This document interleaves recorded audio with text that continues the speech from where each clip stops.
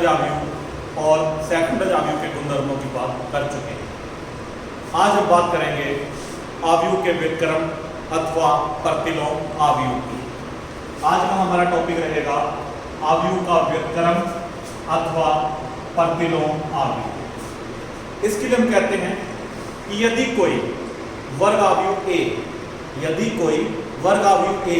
व्युत्क्रमणीय हो, अर्थात उसके सारणिक का जो मान है वो नॉट इक्वल टू 0 हो, तो उस वर्ग अवयव का व्युत्क्रम विद्यमान होगा, जिसे हम A इनवर्स बराबर एडजॉइंट ऑफ A अपॉन सारणिक A सूत्र की सहायता से ज्ञात करते हैं।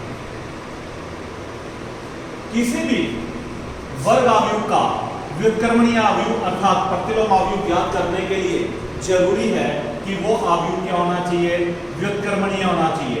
व्युत्क्रमणीय का मतलब है कि उनके सारणिक का मान नॉट इक्वल टू 0।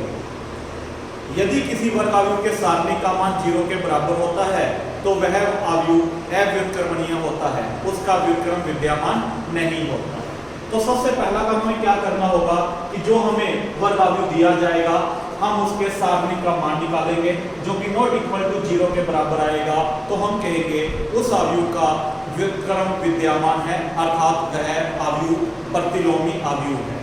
और उसे इस सूत्र के द्वारा A इनवर्स बराबर एडजॉइंट ऑफ A अपॉन सारणिक A के द्वारा हम ज्ञात करेंगे। एडजॉइंट ऑफ A जो हमें अवयव दिया जाएगा ये उसका सेकंड अवयव है, उसमें सारणिक A का हम भाग देंगे। इस सूत्र को हम सेकंड अवयव के गुणधर्मों के द्वारा सिद्ध भी कर सकते हैं। जैसे हमने पहला गुणधर्म पढ़ा था कि A into adjoint of A equal to सारणिक A इंटू I बराबर adjoint of A into A।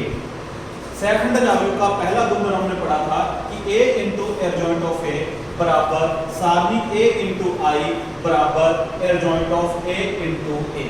हम क्या करते हैं, प्रत्येक में सारणिक A का भाग देते हैं।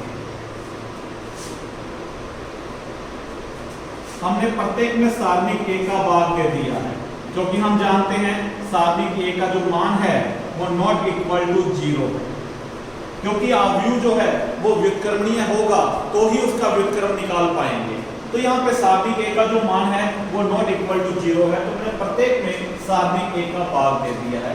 सारणिक A से सारणिक A को मैंने कैंसिल कर दिया, तो हमारे पास क्या आ गया, हमारे पास आ गया A इंटू में एडजॉइंट ऑफ A अपॉन सारणिक A बराबर I बराबर एडजॉइंट ऑफ A अपॉन सारणिक A इंटू I।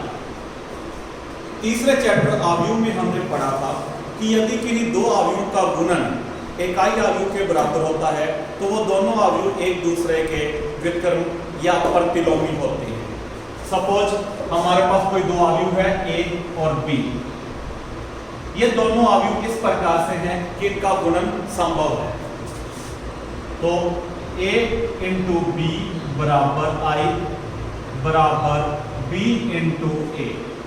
तो हमने क्या किया, दो अवयव लिए A और B इस प्रकार से कि उनका गुणन संभव था। और यदि A इंटू B बराबर I बराबर B इंटू A हो तो हम कहते हैं कि B जो है वो A का प्रतिलोमी अवयव होगा या A जो है वो B का प्रतिलोम अवयव होगा। तो इसको हम इस प्रकार से लिखते थे कि A इनवर्स बराबर B या B इनवर्स बराबर A। ये चीज हमने तीसरे चैप्टर अवयव में पढ़ी थी। तो वही बात यहाँ पर लागू होती है। अगर हम देखें इसको मैं अपनी तरफ से अगर B सपोज कर लूं तो A इंटू B बराबर I, तो वही रिजल्ट आ गया बेटा, A इंटू B बराबर I, तो हम कह सकते हैं A इनवर्स बराबर B। तो यहां से हमारे पास क्या आ जाएगा, A इनवर्स बराबर एडजॉइंट ऑफ A अपॉन सारणिक A।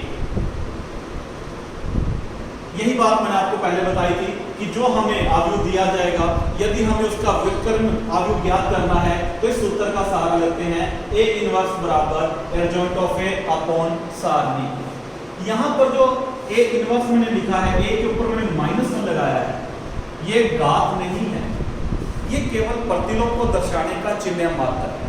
इसलिए हम कहते हैं कि A इनवर्स 1/a के बराबर नहीं होगा। A inverse not equal to 1/a, क्योंकि अगर एक घात होती तो हम बिल्कुल लिख सकते थे A इनवर्स बराबर 1/a, क्योंकि आप लोगों ने पढ़ा हुआ है 2 की पावर -1 बराबर 1/। तो इसी प्रकार से अगर एक घात होती तो A इनवर्स बराबर 1/a होता, लेकिन एक घात नहीं है, ये केवल प्रतिलोम को दर्शाने का चिन्ह मात्र है। इसलिए A inverse not equal to 1/a। तो प्रतिलोम अवयव को हम एक उदाहरण के द्वारा समझते हैं। तो मैं यहाँ पर एक उदाहरण का प्रयोग करते हुए आपको बताता हूं कि हमें प्रतिलोम अवयव कैसे ज्ञात करना होगा। तो सपोज हमने एक वर्ग अवयव लिया है, उदाहरण की बात करता हूं। तो हमने एक वर्ग अवयव लिया A बराबर 1 3 2 4। मैंने द्वितीय क्रम का वर्ग अवयव लिया है, हमें इसका प्रतिलोम अवयव ज्ञात करना है। तो सबसे पहले हमें चेक करना होगा कि इसका प्रतिलोम विद्यमान है भी या नहीं। वो कैसे ज्ञात करेंगे? तो सबसे पहला काम हम इसके सारणिक का मान निकालेंगे। तो सबसे पहले हम इसको सारणी में बदलेंगे 1 3 2 4। ये हमारे पास द्वितीय क्रम की सारणी है। अब इसको हल करेंगे। हल करना आपको आता है, 1 को 4 से गुणा किया तो 4, बीच में लगाया माइनस, 3 को 2 से गुणा किया तो 6, 4 में से 6 को घटाया तो सारणी A का मान आ गया -2, जो कि नॉट इक्वल टू 0। तो यहां से हमें पता चल गया कि जो अवयव हमने लिया है या जो अवयव हमें दिया गया है वो व्युत्क्रमणीय अवयव है। तो हम कह सकते हैं अतः A इनवर्स विद्यमान होगा। तो यहां से बता सकते हैं कि जो हमें वर्ग अवयव दिया गया है उसका व्युत्क्रम विद्यमान है। अब बात आती है व्युत्क्रम कैसे निकालें। तो जो हमने फॉर्मूला पढ़ा था A इनवर्स बराबर एडजॉइंट ऑफ A अपॉन सारणी के। तो हम क्या करेंगे, इस दिए गए अवयव का सहखंडज अवयव ज्ञात करेंगे। तो सहखंडज अवयव कैसे ज्ञात करते हैं? प्रत्येक अवयव के हम सहखंड निकालेंगे। तो हमने कहा 1 का सहखंड F11, ये जिस पंक्ति जिस क्रम में आ रहा है उसको छोड़ दिया जाएगा, शेष की हम सारणी बना लेंगे। तो हमने यहाँ पर अवयव 4 की एक सारणी बना ली, बाहर हमने प्लस लगा दिया। क्यों? क्योंकि हमने पढ़ा था कि जिस अवयव का हम सहखंड निकालते हैं वो अवयव जिस पंक्ति और जिस क्रम में आता है उनको आपस में जोड़ा जाता है। यदि मान सम होता है तो प्लस का निशान लगाते हैं, और यदि मान विषम होता है तो माइनस का निशान लगाते हैं। तो हल करने पर मान आ गया 4। अगला अवयव 3 का सहखंड F12, जिस पंक्ति जिस क्रम में आ रहा है छोड़कर बाकी की सारणी बना ली, बाहर हमने माइनस लगा लिया। हल करने पर मान आ गया -2। अगला अवयव 2 का सहखंड F21, सारणी बना ली, सारणी के अंदर 3 आ गया, बाहर हमने माइनस लगा दिया। हल किया तो मान आ गया -3। अगला अवयव 4 का सहखंड F22, जिस पंक्ति जिस क्रम में आ रहा है छोड़कर शेष की हमने सारणी बना ली तो मान आ गया 1, बाहर हमने लगा दिया प्लस, सारणी बल किया तो मान आ गया 1। तो हमने इस प्रकार से प्रत्येक अवयव के सहखंड निकालने हैं। इन सहखंडों से मैं एक नया अवयव बना लेता हूं। F बराबर 4 -2 -3। सहखंडज अवयव में हमने पढ़ा था कि सहखंडज अवयव होता क्या है? दिए गए वर्ग अवयव के सहखंडों से निर्मित अवयव का परिवर्त अवयव दिए गए अवयव का सहखंडज अवयव कहलाता है। तो अभी हमने क्या किया है, जो हमें अवयव दिया गया था उनके सहखंडों से अवयव बनाया है। अब हम इसका परिवर्त अवयव लेंगे तो वो दिए गए अवयव का सहखंडज अवयव बन जाएगा या कहलाएगा। तो एडजॉइंट ऑफ A बराबर FT, imply that adjoint of A, मैं यहाँ पर F का मान लिख लेता हूँ 4 -2 -3 1। अब हम इसका परिवर्त अवयव निकाल लेते हैं। तो एडजॉइंट ऑफ A बराबर परिवर्त अवयव में आप जानते हो कि पंक्तियों को स्तंभों में अथवा स्तंभों को पंक्तियों में बदला जाता है। तो इस पहली पंक्ति को मैं पहले स्तंभ में बदल देता हूँ 4 -2, दूसरी पंक्ति को मैंने दूसरे स्तंभ में बदल दिया। तो इस प्रकार से मैंने क्या किया, दिए गए अवयव का सहखंडज अवयव निकाल लिया। लेकिन हमें तो इसका प्रतिलोमावयु व्युत्क्रमावयु ज्ञात करना है। अतः तो इसका फॉर्मूला होता है प्रतिलोमावयु का A इनवर्स बराबर एडजॉइंट ऑफ A अपॉन सारणी A। तो यहां पर मैं एडजॉइंट ऑफ A और सारणी A का मान रखता हूं। इंप्लाई दैट A इनवर्स बराबर 4 -3 -2A। ये मैंने एडजॉइंट ऑफ A अर्थात दिए गए अवयव के सेकंड अवयव का मान रखा है अपॉन सारणी के का मान हमारे पास -2। तो इस प्रकार हमें A इनवर्स मिल गया। इसको इस प्रकार से लिख लेते हैं A इनवर्स बराबर -1/2 इंटू 4 -3 -2A। हम चाहें तो माइनस को अंदर गुना भी कर सकते हैं, क्योंकि हमने अवयव में पढ़ा था कि जब भी अदिश राशि को किसी अवयव से गुना किया जाता है तो वो अवयव के प्रत्येक अवयव के साथ गुना हो जाती है। तो A इनवर्स बराबर 1/2 बाहर आई, मैं माइनस का गुना करता हूँ तो ये माइनस का 4 हो जाएगा, माइनस को -3 से गुना करूंगा माइनस प्लस 3 हो जाएगा, माइनस को -2 से गुना करूंगा तो 2 हो जाएगा, माइनस को 1 से गुना किया तो -1। तो A इनवर्स हमें मिल गया 1/2 इंटू -4 3 2 -1। हम चाहें तो 1/2 को भी अंदर गुना कर सकते हैं, या आंसर हमारा ये भी आ गया है, या एक स्टेप और बढ़ा दूं तो A इनवर्स बराबर -4 में -4 को 1/2 से गुना करूंगा तो मान आ जाएगा मेरे पास -2। 3 को 1/2 से गुना करूंगा तो मान आ जाएगा 3/2। 2 को 1/2 से गुना करूंगा तो मान आ जाएगा 1।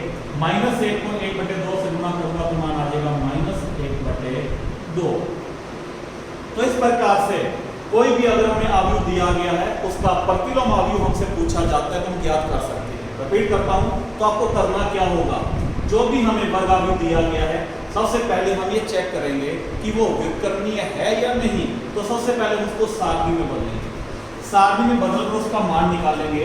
वो मान क्या 0 के बराबर आ रहा है या नहीं आ रहा। अगर वो मान 0 के बराबर आ रहा है तो वो अवयव अव्युत्क्रमणीय होगा, उसका प्रतिलोम निकालना संभव नहीं होगा। और यदि उसका मान 0 के बराबर नहीं आता है तो हम कहते हैं वो अवयव व्युत्क्रमणीय है, उसका प्रतिलोम विद्यमान है। तो जब हमने यहाँ पे सारणी A का मान निकाला तो -2 आ गया, जो कि नॉट इक्वल टू 0 था। हमने कहा अतः A इनवर्स विद्यमान। फिर हमने क्या किया, A इनवर्स का हमने फॉर्मूला पढ़ा था, A इनवर्स बराबर एडजॉइंट ऑफ A अपॉन सारणी के। तो अब हमें क्या करना है, जो हमें अवयव दिया गया है उसके प्रत्येक अवयव के सेकंड निकालकर वहां से अवयव बनाना है, उसका परिवर्त अवयव निकालने, क्योंकि हमें सेकंड अवयव बनाना होगा। तो मैंने क्या किया, प्रत्येक अवयव के सेकंड निकाला, वहां से एक अवयव बना दिया। सेकंड की परिभाषा के अकॉर्डिंग एडजॉइंट ऑफ A बराबर FT, तो मैंने यहाँ पर F का मान रखा और उसका परिवर्त अवयव निकाला तो हमें एडजॉइंट ऑफ A मिल गया है। फिर मैंने फॉर्मूले में एडजॉइंट ऑफ A और सारणी A का मान रखा। इस -2 को हम इस प्रकार से भी लिख सकते हैं 1/2। फिर मैंने माइनस को अंदर गुना किया है और बाद में मैंने, आप चाहें तो यहाँ पर भी आंसर छोड़ सकते हैं, या फिर मैंने क्या किया 1/2 से अंदर गुना कर दिया है तो हमें A इनवर्स मिल गया है। अब हम व्युत्क्रमावयव अथवा प्रतिलोमावयव के गुणधर्मों की बात करते हैं। तो यहां पर गुणधर्म, पहला गुणधर्म होता है A इनवर्स का इनवर्स बराबर A।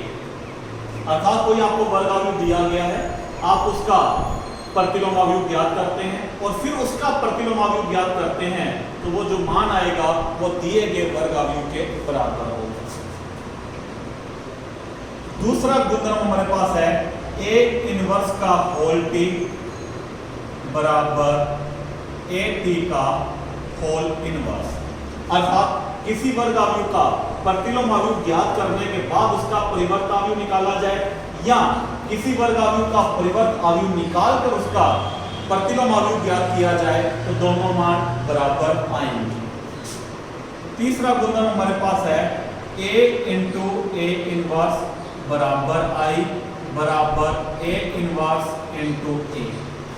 अर्थात किसी वर्ग अवयव को उसके प्रतिलोम अवयव से गुणा करें तो मान i के बराबर होगा, या उसके प्रतिलोम को उस वर्ग अवयव से गुणा करें तो भी मान क्या होगा, इकाई अवयव के बराबर होगा। चौथा गुणधर्म हमारे पास है a इंटू बी का होल इनवर्स बराबर b inverse into a inverse. कोई दो अवयव दिए गए हैं, हम उनका गुणा करेंगे, गुणा करने पर उसका प्रतिलोम अवयव निकालेंगे तो वो मान b inverse into a inverse के बराबर होगा।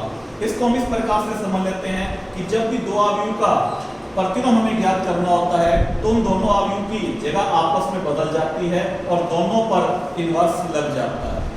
इन चारों गुणधर्मों को हम एक एक करते हुए उदाहरण के द्वारा हल करते हैं। तो मैं पहले गुणधर्म को एक उदाहरण के द्वारा हल करके बताता हूं।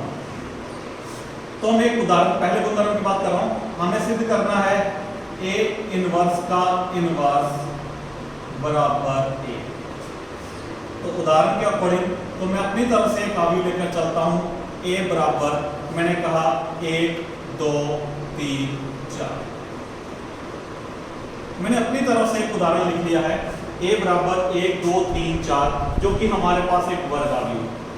अब हम क्या करेंगे, उसका इनवर्स निकालेंगे। इनवर्स अभी अभी मैंने प्रतिलोम अवयव के बारे में बताया था और उसका उदाहरण हल करके दिखाया था। सेम हमें वही काम करना है। तो सबसे पहला काम हमें देखना होगा कि इसका इनवर्स विद्यमान है भी या नहीं। तो हम क्या करेंगे, इसको सारणी में बदलेंगे। सारणी 1 2 3 4। तो मैंने दिए गया वर्ग अवयव को सारणी में बदल दिया है। अब इसको हल करेंगे, इनको गुना करेंगे। 1 को 4 से गुना किया 4, फिर माइनस 2 को 3 से गुना किया 6। 4 में से जब 6 को घटाया तो सारणी का मान आ गया -2। इसका मतलब ये मान 0 के बराबर नहीं है।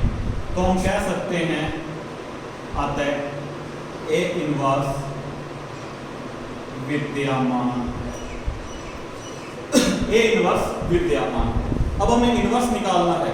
इनवर्स निकालने का फॉर्मूला होता है एडजॉइंट ऑफ a अपॉन सारणी के। तो हम यहाँ पर क्या करेंगे, इस वर्ग अवयव का सेकंड अवयव निकालेंगे। तो उसको मैं यहाँ पर लघु विधि के द्वारा निकाल देता हूँ। जब भी हमें द्वितीय क्रम का वर्ग अवयव दिया जाए और उसका सेकंड अवयव निकालना हो तो हम लघु विधि का प्रयोग कर सकते हैं।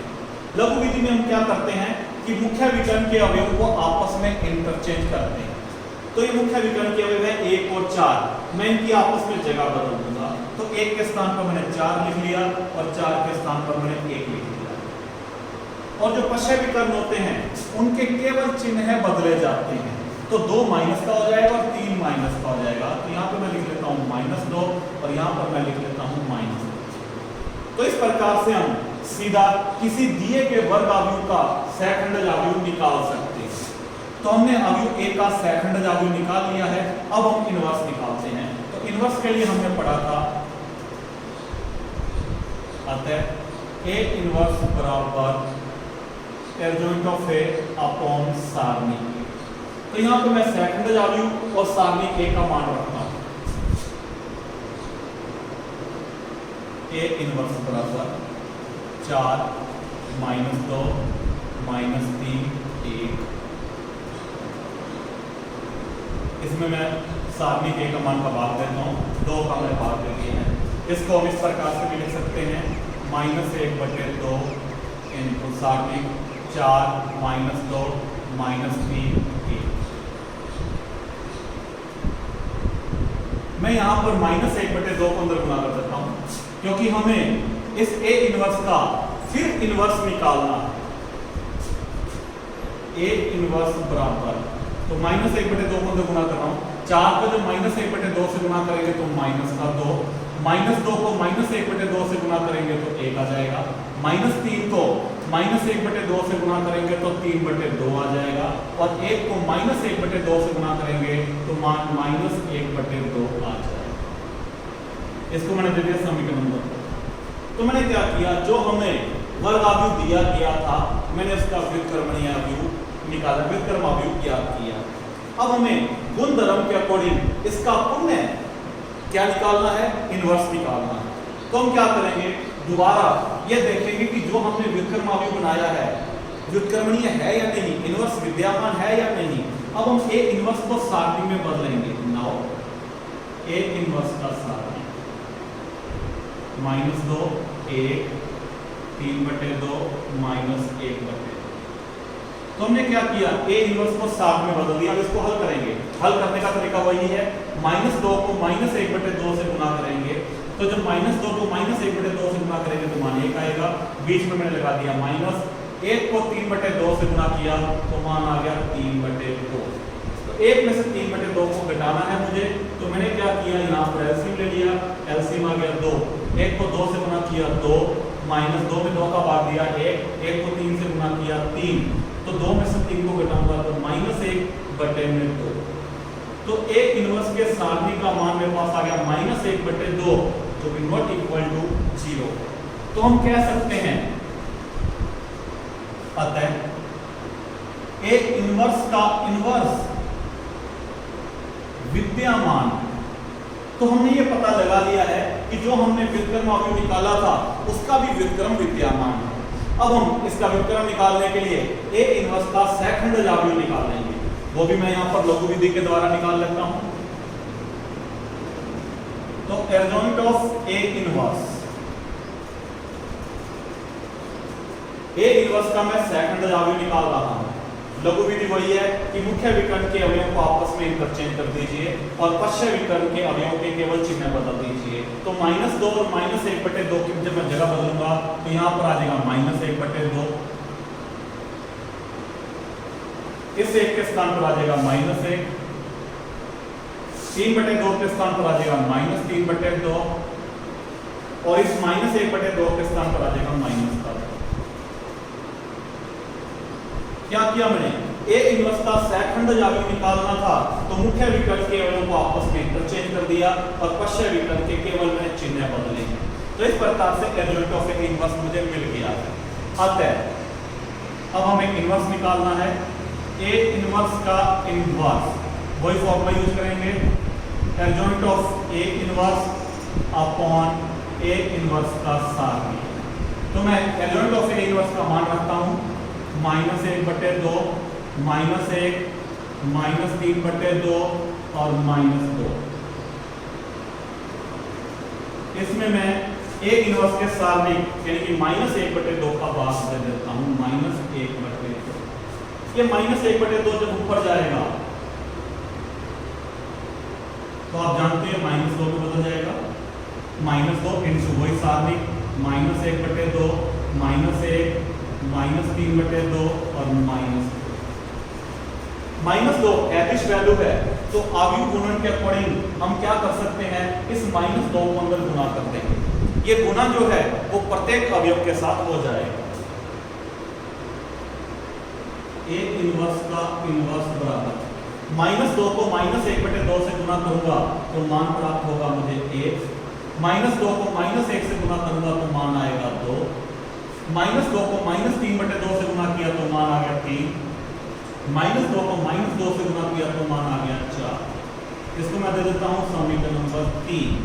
तो हमने क्या किया, ए इनवर्स का इनवर्स हमने निकाल लिया। अब जरा समीकरण 2 और 3 से हम देखते हैं, समीकरण 1 और 3 से, क्योंकि हमें प्रूफ करना था ए इनवर्स का इनवर्स बराबर ए। तो यहां पर आप देखें समीकरण 1 की राइट हैंड साइड है, उसके अवयव है 1 2 3 4 और समीकरण 3 की राइट हैंड साइड के अवयव भी है 1 2 3 4। तो यहां से हमें दिखाई दे रहा है समीकरण 1 और 3 की दोनों की राइट हैंड साइड बराबर है। तो जब दोनों की राइट हैंड साइड बराबर है तो दोनों की लेफ्ट हैंड साइड भी क्या होगी, बराबर होगी। तो हम कह सकते हैं समीकरण 1 व 3 से ए इनवर्स का इनवर्स बराबर, यही चीज हमें प्रूव करनी थी कि किसी व्युत्क्रमणीय अवयव का व्युत्क्रम उस दिए गए अवयव के बराबर होता है। ये हमारा पहला गुणधर्म है। इसके बाद हम दूसरे गुणधर्म की बात करते हैं। दूसरा गुणधर्म हमारे पास है ए इनवर्स, दूसरा गुणधर्म हमारे पास है ए इनवर्स का होल टी बराबर ए टी का होल इनवर्स। यानी कि किसी वर्ग आव्यूह का प्रतिलोम आव्यूह निकालकर उसका परिवर्त आव्यूह लिया जाए या उस वर्ग आव्यूह का परिवर्त आव्यूह निकालकर प्रतिलोम आव्यूह लिया जाए तो दोनों मान क्या होंगे, बराबर होंगे। इसको भी हम एक उदाहरण के द्वारा हल करते हैं। मैं क्या करता हूं, इसी उदाहरण का सहारा ले लेता हूं, क्योंकि हमें A इनवर्स निकालना है तो आधा काम मेरा किया हुआ है तो थोड़ा सा टाइम बच जाएगा हमारा। तो सबसे पहला काम हम क्या करते हैं, जैसा कि पिछले उदाहरण में किया था, तो हमें उदाहरण में वही दिया है A बराबर 1 2 3 4 द्वितीय क्रम का है, मैंने इसको दे दिया समीकरण नंबर 1। सबसे पहले हम A इनवर्स निकालने का तरीका वही होगा, दिए गए वर्ग आव्यूह को मैं सारणी में बदलूंगा। सारणी में बदला, मान नॉट इक्वल टू 0 आ गया, इसका मतलब इसका इनवर्स विद्यमान। इनवर्स निकालने के लिए इसके हमने सेकंड आव्यूह बना लिया है और सेकंड आव्यूह में हमने सारणी A का भाग दिया तो हमें इनवर्स विद्यमान मिल गया, इनवर्स आ गया। ये काम हमने पिछले उदाहरण में भी किया था, मैंने यहीं से इसका यूज किया है ताकि टाइम बच जाए। मैं यहाँ से समीकरण हटा देता हूँ। अब हम क्या करेंगे, हम यहाँ पर इनवर्स निकाल चुके हैं, लेकिन हमें क्या करना है, लेफ्ट हैंड साइड में बनाना है A इनवर्स का T, यानी कि जो हमने प्रतिलोम आव्यूह निकाला है हमें इसका परिवर्त आव्यूह निकालना होगा। तो A इनवर्स का होल T बराबर परिवर्त आव्यूह में आप जानते हो पंक्तियों को स्तंभों में और स्तंभों को पंक्तियों में बदला जाता है। तो जो पहली पंक्ति है मैं इसको पहले स्तंभ में बदल देता हूँ -2 A, और दूसरी पंक्ति को दूसरे स्तंभ में बदल देता हूँ 3/2 -1/2। इसको मैंने दे दिया समीकरण नंबर। तो हमने यहाँ से A इनवर्स का परिवर्त आव्यूह निकाल लिया है, उसी उदाहरण का सहारा लेते हैं। अब हमें करना क्या है, AT का होल इनवर्स। तो हमें सबसे पहले जो वर्ग आव्यूह दिया गया है हम उसका परिवर्त आव्यूह निकालेंगे और फिर उसका प्रतिलोम आव्यूह ज्ञात करेंगे। तो हम क्या करते हैं, समीकरण 1 से मैं इसका परिवर्त आव्यूह निकालता हूं AT। तो मैंने पहली पंक्ति को पहले स्तंभ में बदल दिया है 1 2 और दूसरी पंक्ति को मैंने दूसरे स्तंभ में बदल दिया, इसको दे दिया मैंने समीकरण नंबर। अब हमें इसका प्रतिलोम आव्यूह ज्ञात करना है, तो हमें पहले चेक करना होगा कि क्या ये व्युत्क्रमणीय है भी या नहीं। तो उसके लिए हम इसको सारणी में बदलेंगे। AT को सारणी में बदल दिया हमने 1 3 2 4। 1 को 4 से गुणा किया तो 4 आ गया, -3 को 2 से गुणा किया तो 6 आ गया। तो AT का सारणिक बराबर -2 नॉट इक्वल टू 0। तो हम कह सकते हैं कि AT का होल इनवर्स विद्यमान है। तो हमें ये तो पता चल गया कि A के परिवर्त आव्यूह का इनवर्स विद्यमान है। तो वो इनवर्स क्या आएगा वो हम निकालते हैं। निकालने का तरीका वही कि जो हमने A का परिवर्त आव्यूह लिखा है हम इसको सेकंड आव्यूह में बदलेंगे। तो यहाँ पर मैं सीधा ही बदल देता हूँ। तो एडजॉइंट ऑफ AT सेकंड आव्यूह बनाने का तरीका हमने पढ़ा था, बार बार पढ़ रहे हैं।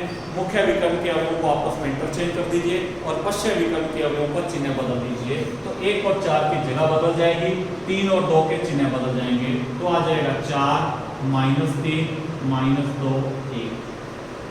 तो हमने एडजॉइंट ऑफ AT बना दिया है। अब हमें इसका प्रतिलोम आव्यूह ज्ञात करना है, अतः AT का होल इनवर्स।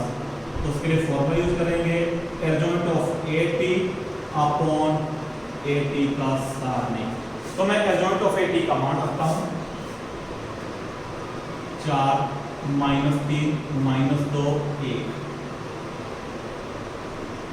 और उसमें साथ AT के सारणिक का भाग देता हूं। AT के सारणिक का मान है -2, तो मैंने -2 का भाग दे दिया है। इस -2 को हम इस प्रकार से लिख सकते हैं -1/2 और वही आ गया 4 -3 -2 और 1। ये हमारे पास आ गया AT का होल इनवर्स। अब मैं -1/2 को अंदर गुना कर देता हूं। AT का होल इनवर्स बराबर, तो -1/2 को मैंने 4 से गुना किया तो मान आ गया -2। फिर मैंने -1/2 को -3 से गुना किया तो मान आ गया 3/2।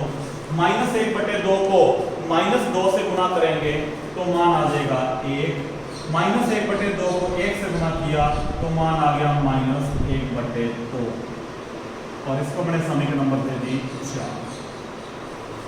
तो मैंने a के परिवर्त अवयव का इनवर्स निकाला है।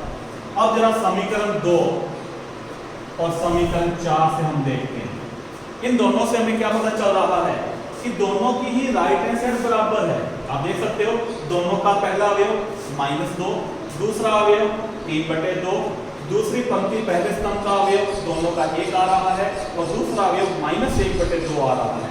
तो हम समीकरण 2 और 4 से कह सकते हैं, समीकरण 2 व 4 से इन दोनों की राइट हैंड साइड बराबर है।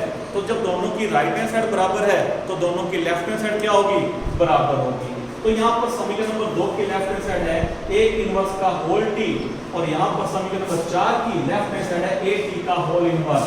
तो ये दोनों मान बराबर होंगे। तो a इनवर्स का होल t बराबर a t का होल इनवर्स।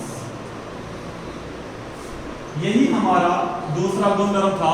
हमें प्रूफ करना था कि a इनवर्स का होल t बराबर a t into whole inverse. तो ये हमने दो गुणधर्मों की बात कर ली है।